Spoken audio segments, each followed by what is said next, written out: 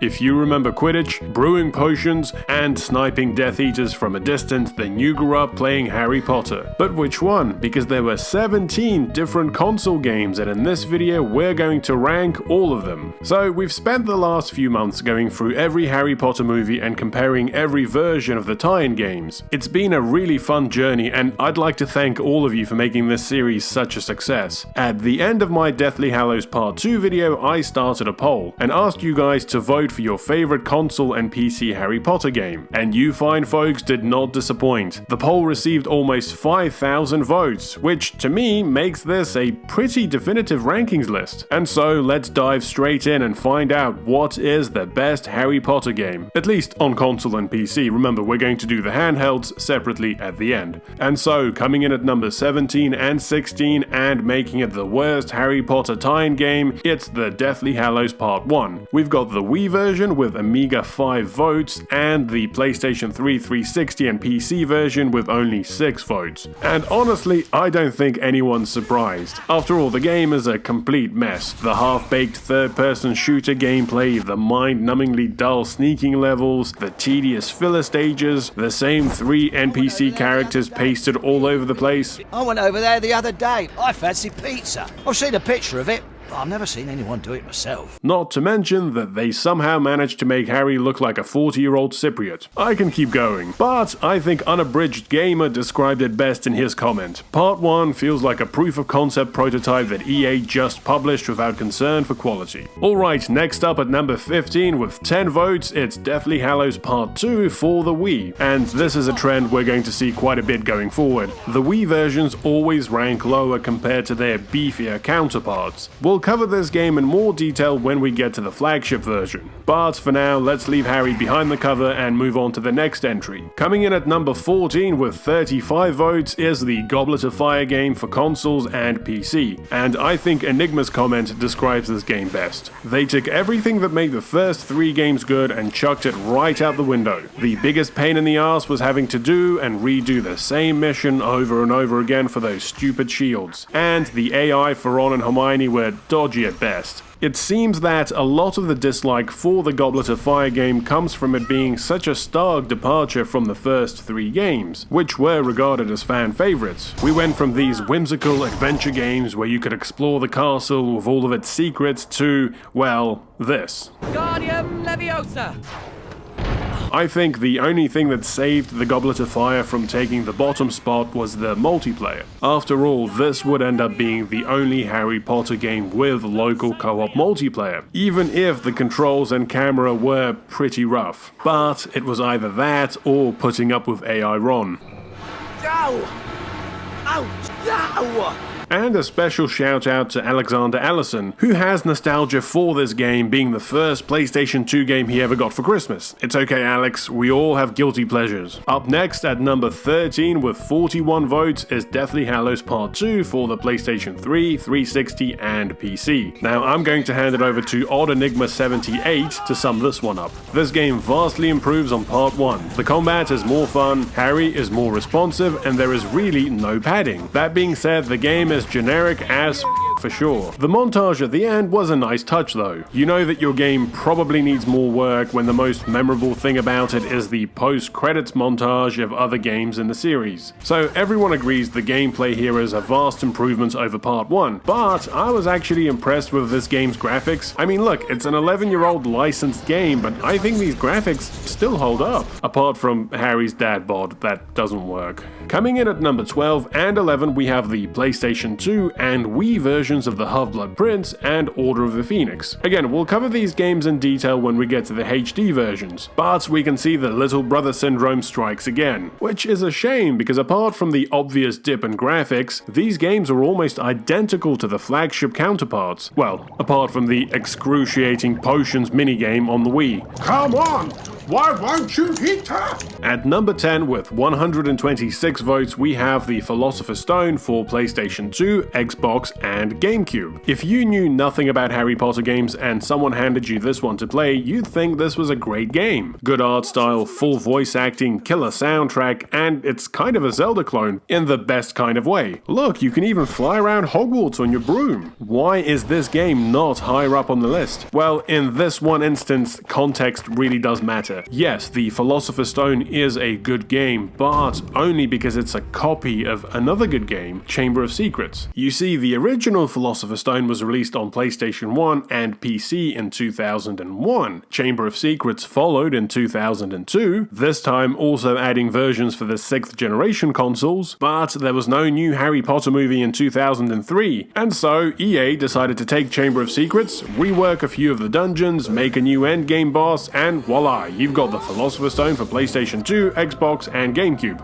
Okay, moving on, we are officially at the midpoint. And so, at number 9 with a respectful 173 votes, we have the Chamber of Secrets for the PlayStation 1. Now, this game always felt like the dark horse of the series. The first game sold great on PlayStation 1 and was beloved by the fans. And as I just mentioned, by the time we got to the Chamber of Secrets, EA were focusing more on releasing games for the newer consoles. But that still left the old PlayStation 1, which by 2002 had sold over 90 million units. Plus, the first game already did most of the heavy lifting by building the castle and all the characters, and so they released a version for the PlayStation 1. And just like the previous entry in this list, this game is a masterclass in recycling content. I'd say about 60% has been reused from the Philosopher's Stone, and I'm not just talking about the castle and the characters. It makes sense that you would reuse those assets. No, they went a step further, reusing existing animations, walk cycles, spells, sounds, and mini-games. The reason there are so many chases in this game is because they're either reskinned bank sections or the troll chase from the first game. But despite all of that, I really like this game, and clearly so does a big portion of the fandom. And I think the reason for it is because everyone loved the PlayStation 1 game. Unlike the Philosopher's Stone remake, which felt like a copy of Chamber of Secrets, this game felt like more of a post-game to the original Philosopher's Stone. That, and it had these card-carrying cupids, who looked like tiny, topless Dumbledores with wings. Oh, you, Harry Potter, stay there. I've got a musical message to deliver to you. I think it's really interesting how the two games that were assembled from existing assets from previous games are ranked right next to each other on this list. Okay, moving on. And coming in at number 8 and 7, we have the Half-Blood Prince and Order of the Phoenix for the PlayStation 3, 360, and PC. Once again, we can see a parity with the Wii and PlayStation 2 versions of these games, and it only makes sense that these two games would be grouped together. After all, Half-Blood Prince built on the Order of the Phoenix. Now, after the disappointing Goblet of Fire, EA decided to go back to the open-world exploration formula. The newly released high-definition consoles of the time allowed the developers to create a Hogwarts that was a lot more faithful to the movies, which they certainly did. The problem is, they forgot to populate it with actual things to do. Apart from, hanging paintings, doing fetch quests, and being rejected by every girl. Go and play with the mudblood. Now, around that time, the games industry also had a bad case of waggle fever. The unprecedented success of the Nintendo Wii meant that every game had to incorporate some kind of motion-based control for that extra immersion. And for Order of the Phoenix, that meant gesture-based spells. And, well, it went kind of like this. Come on. Come on. Duh. The swish and... 2 years later, EA released the Half-Blood Prince, which gave us Quidditch, better dueling, and potion mixing. Oh, and Harry could also bolt across Hogwarts now. The castle and a lot of the overall gameplay mechanics were still the same, but the Half-Blood Prince definitely had a lot more to do from a gameplay standpoint, even if the potions were a bit repetitive and the duels were a bit too easy. This is the game's final boss, by the way. you can actually see the seeds of the third-person shooter mechanics being planted in this game. Now, these new elements did come at a cost. A lot of the exploration from the Order of the Phoenix was removed. The students around the school were mostly silent, and several of the sections were inaccessible. Now, what's really interesting is that Order of the Phoenix got more votes than Half-Blood Prince across both the Wii and the flagship versions. It seems that despite all the new gameplay elements, fans still preferred Order of the Phoenix's open exploration. Gordon wrote, "I love how the game wasn't overly hard and made you feel immersed as a student at Hogwarts. The exploration was one of my favorite aspects of the game." Okay, moving on, tied at number 5. With an even 320 votes, we have the Philosopher's Stone for PlayStation 1 and PC. And it makes perfect sense that both these games would be tied. Both are very different, but equally beloved by the fandom for launching the series. The PlayStation 1 version is just filled with great moments like Savage Malfoy, Go home to your mother, Potter. Oh, sorry, you don't have one, do you? the talking paintings, I can't remember the last time I opened up. I'm a bit rusty, you see. I'm not sure I still can. the lesson minigames, Not good. Keep trying. Oh dear. the vomit-inducing cards section at Gringotts, Harry's sick tunes on the flute,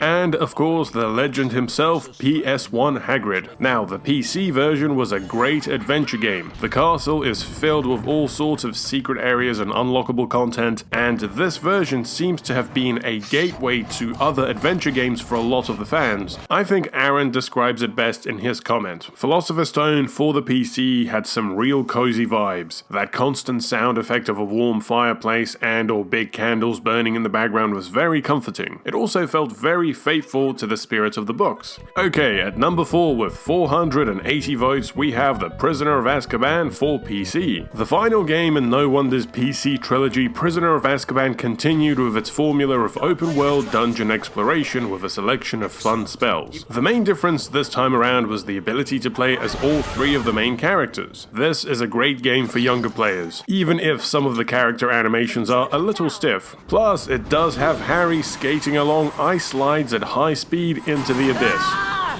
Okay, so we've come to the top 3 games, and between them, these games make up 58% of all the votes. At number 3 with 882 votes, we have The Prisoner of Azkaban for PlayStation 2, Xbox, and GameCube. Just like the PC version, this game focuses on the co-op mechanics, but they are a bit more intricate in this version, relying on the player to switch between the characters and use the right spell. The game is a bit darker to reflect the movie's tone, but it's still not a straight-up copy of the movie. The characters resemble the actors, but retain a stylized design. And EA were clearly using the Sims 2 engine for the character animations. There's no Quidditch this time around. You can still fly around the castle, but this time riding Buckbeak. This game is filled with little unintentional quirks, like the NPC students always running around.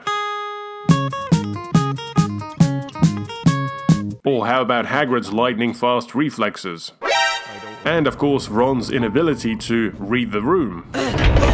Hermione, can you squeeze through there? Moving on, in second place with 977 votes, we have the Chamber of Secrets for the PlayStation 2, Xbox, and GameCube. Sure, you can attribute this game being ranked so high to nostalgia, but I think it's a really good game in its own right. Yes, it borrows a lot of elements from Zelda, but as we saw with the Deathly Hallows game, borrowing established gameplay is not a surefire recipe for success. Chamber of Secrets is a culmination of several elements. The stylized graphics really brought the world to life. It had an immersive soundtrack from Jeremy Soule, who would go on to score the Elder Scrolls games. Hogwarts is a vibrant place with plenty of nooks and crannies to explore. There's a bunch of fully voiced cutscenes, along with mini-games, side quests, and a load of extra stuff to collect. It also has a really solid Quidditch game and a bunch of cool spells to learn. For most fans, this seems to be as complete a Harry Potter game as we ever got. No wonder it takes the second place. So, which game takes the first place? What is the best Harry Potter Potter game ever made? Well, with 986 votes, we have Harry Potter and the Chamber of Secrets for PC. Now, as you can see, the first and second place were very close with only 9 votes between them, so we almost have a repeat of the Philosopher's Stone game. Both PC and 6th generation console are very different but equally beloved by the fans. The PC version of Chamber of Secrets takes everything that made the first game great and builds on it. More secrets, more wizard cards, more spells, a better dueling system, a faster paced Quidditch game where you can kick the other team's seeker, and of course the Bean bonus room. Plus, this game also benefits from Jeremy Soul's amazing soundtrack. I also reached out to Christo Wichetich, who was one of the key developers behind Chamber of Secrets for PC. I had the opportunity to interview him earlier this year, check out the video here. I let Christo know that his game got first place and asked him for a short acceptance speech. Here is the message he sent. The team had so much fun making this game. As fans of Harry Potter ourselves, it was a dream gig to be able to make these games. We are glad that the passion and love for the property came through and that everyone enjoyed playing them. Knowing that so many people look back fondly at the memories of playing this game is such a delight for us to know. And so there we have it, every Harry Potter game on console and PC ranked. I'm going to unlock the original poll so you guys can see the voting for yourself. Now, because a lot of the games were so close, I thought I'd also do a tier list. That way I can group the games with a similar number of votes together. And let me know if you agree. Do you think these 3 games deserve to be in the S tier? Should some of these other games trade places? Let me know in the comments. And now that we're done with the console and PC versions, it's time to move on to the handhelds. And so I've started another poll, link in the description. Same rules as last time, 1 vote per game. I am not going to include the mobile games because I think most of them were just small little mini games, so this is just going to be the handhelds. Please also leave a comment to let us know your favorite and least favorite Harry Potter handheld game, so I can feature some of them in that video. As always, thanks for watching. Please remember to like, subscribe, hit the bell, and follow me on Twitter. See you next time.